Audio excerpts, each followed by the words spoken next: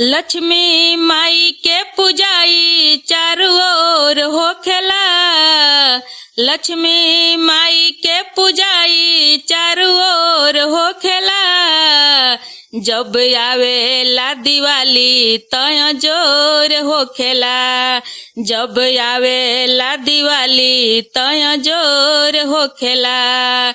लक्ष्मी माई के पूजाई चारों ओर होखेला।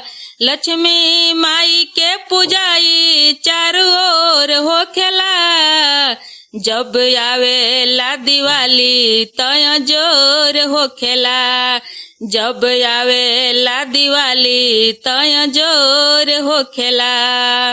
कमल के फूलावा पे लावेली असनावा।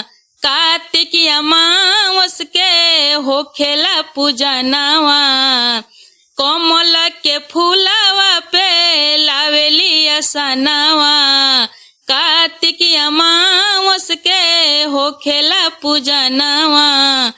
उनके नामवा से वो दिन भोर होखेला। उनके नामवा से वो दिन भोर होखेला। जब आवेला दिवाली तय जोर होखेला।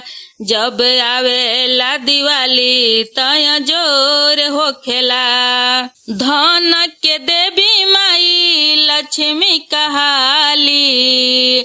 अमीरिया गरीब सबका घर में पूजाली। धन के देवी माई लक्ष्मी कहाली। अमीरिया गरीब सबका घर में पूजाली।